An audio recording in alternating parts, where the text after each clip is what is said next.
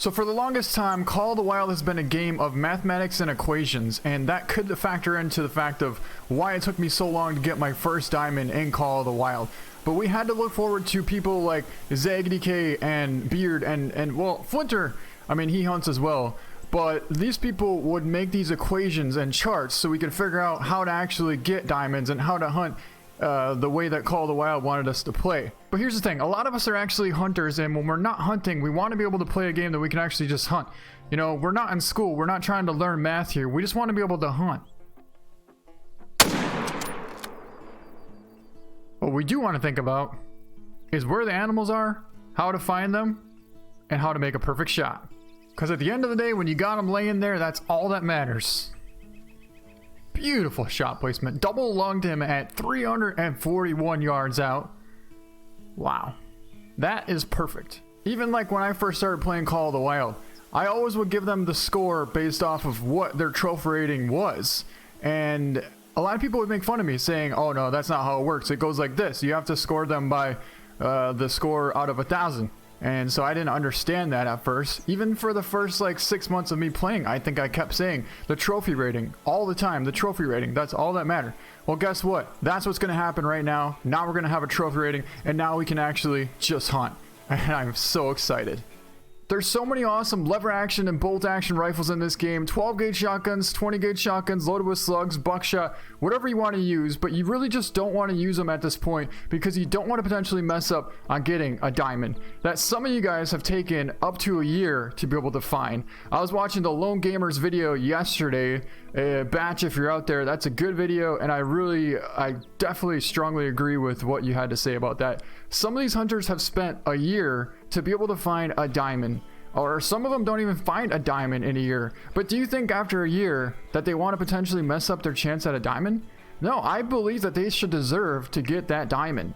And for this instance right here, this bull is about 280 out.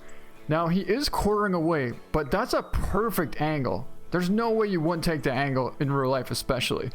But here, that's a little bit too far to be able to get double lung with, well, definitely with the 30-6. I honestly don't even know if we could get double lung with the 300, but we're going to try it. 270, so we'll stay zeroed in for 160 and hold a little bit high.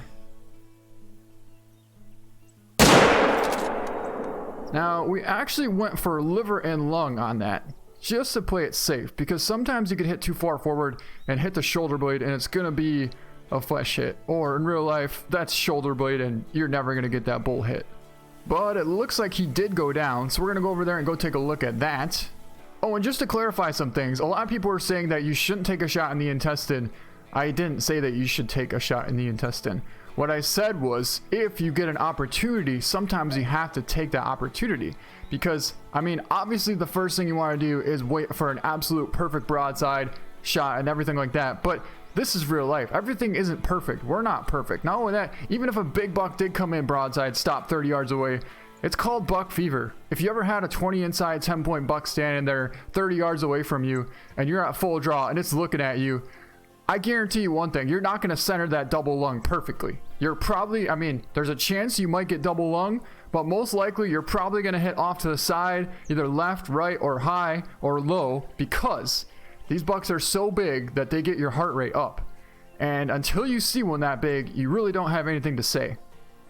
Oh, hold on. We got another big bull here. This one is going to be the one we're going to go for. Now that angle there is not really doable.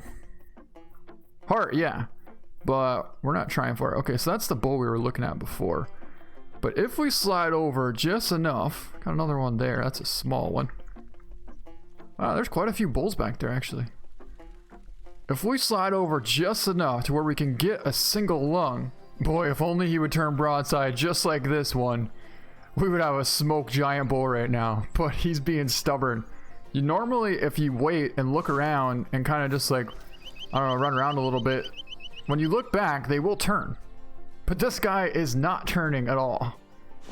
So, we just got to be patient. Well, we just snuck up to 150 from this bull, and he's finally about to turn broadside here. Right there. Come on, just step out in the open, and it'll be perfect.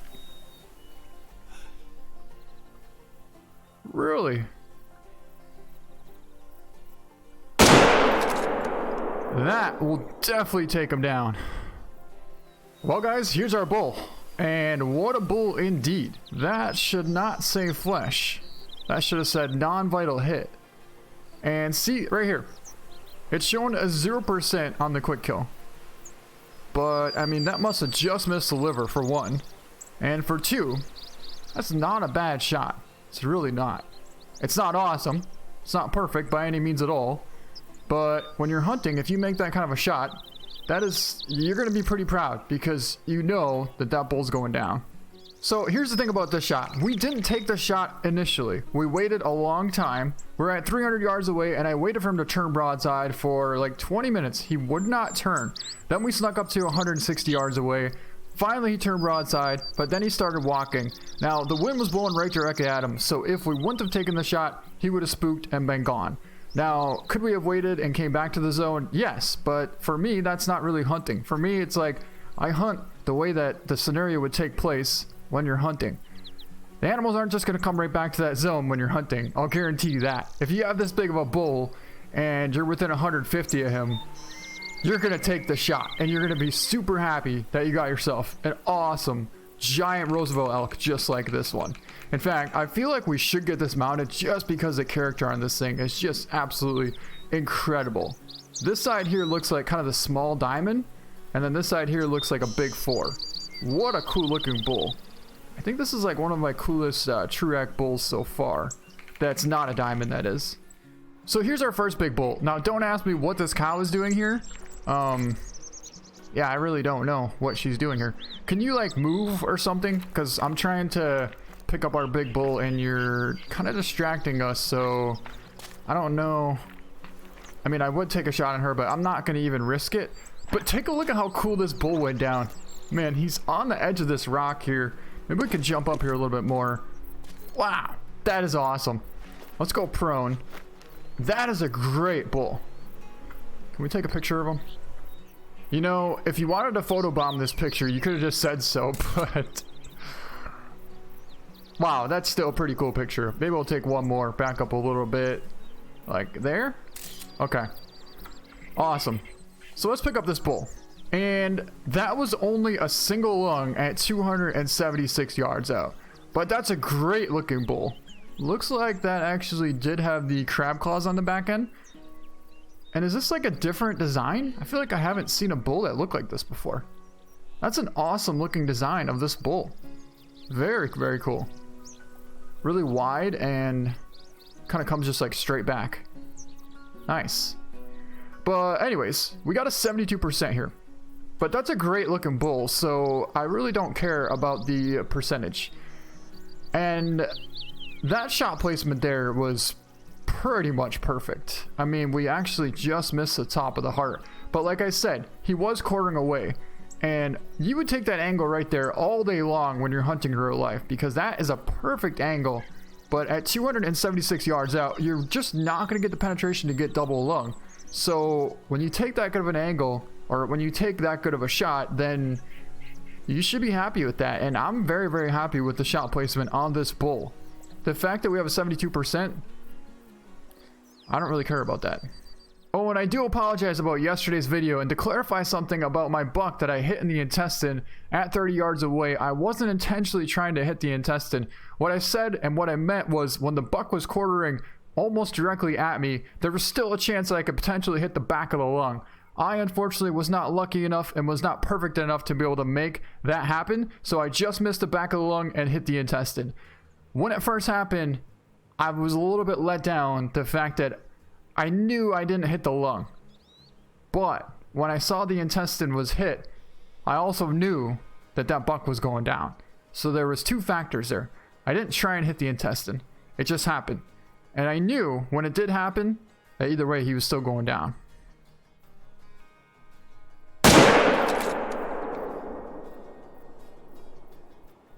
Okay, so it's another good 4, a real good 4. This guy's actually broadside at 250. So was that one? 238. But holy, what do we have here? Bunch of elk. I believe they're all cows. Yep. Okay, so there's our bull there. That's our nice 4 at 240 out. Think we could go for that?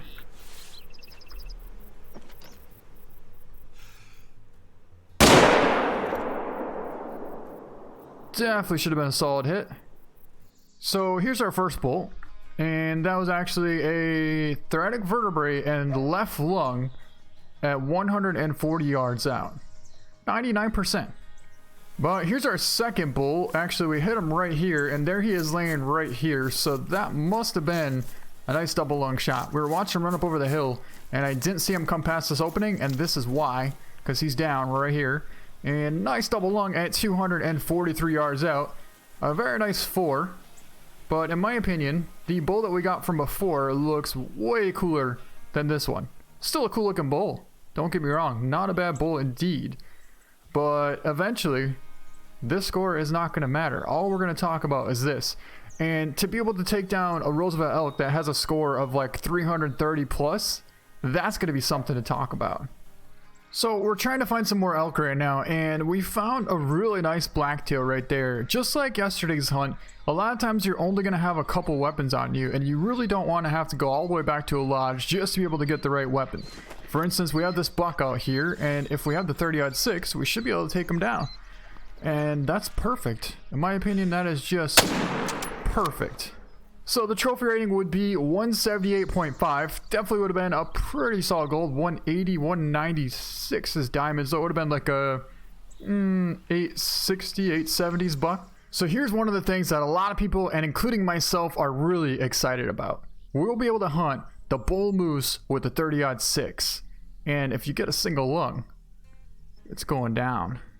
Now I know you could before, but you really had to only go for heart or double lung liver if you're really lucky to be able to get them at full quick kill and get all of your score. Well, now you can actually just hunt. Before, it really wasn't hunting when you could only focus on trying to make a perfect heart shot, because it's a little bit too challenging. I really like to just be able to hunt sometimes. And this bull's out here at about 220, so he's quartering at us a little bit. On a moose like this, there's no way you'd want to take that angle, because if you hit the front shoulder with 30-06, it's probably not going to get enough penetration to go through. I mean, there's a chance you might, but you probably want to be more patient. Now that right there, however, that could definitely work. And is he actually going to step right out in the open? Oh, look at that. Wow. He just stepped out perfectly at about 260 yards out. What you do want to do, though, is make sure he lifts his front leg forward like that. That way, he is broadside. You can put it right behind the front shoulder, pretty much right where the cross is right there. Yeah, 230 yards out. I'm pretty happy with that. We are going to use the 30-06. Perfect. That would have been a smoked moose. So he was standing right here, and as you can see, that looks like it's probably going to be a vital hit. Yep, vital organ hit, so that means that that moose is smoked, and we would have ourselves an awesome bull moose down with the 30-06. And we do. Here's our nice bull down right here. That's a great looking bull. Should be, I'm going to try and say trophy score. What would this one be? Like 210 score maybe? Ooh, 244. Now that is a giant bull moose. You can see we did get a single right lung hit on him.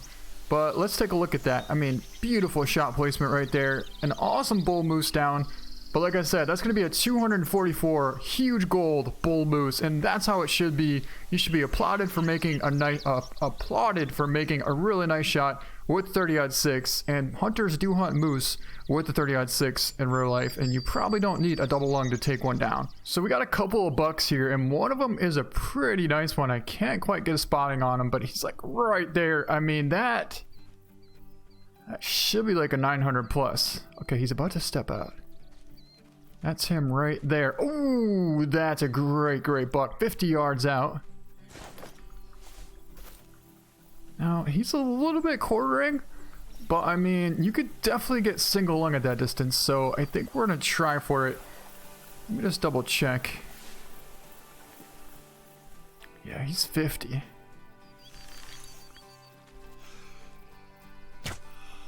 Hope for the heart. I do believe we did get heart and maybe lung. But the thing is, if that would have been a diamond, you could still take that exact same angle, and you're really not going to risk as much now. The cool part is you can take more chances. Boy, a lot of you guys are probably thinking, it's been a while since DD's actually used a bow, and you are right, it has been a while. But that right there was definitely well worth using the bow on. That's a beautiful looking whitetail.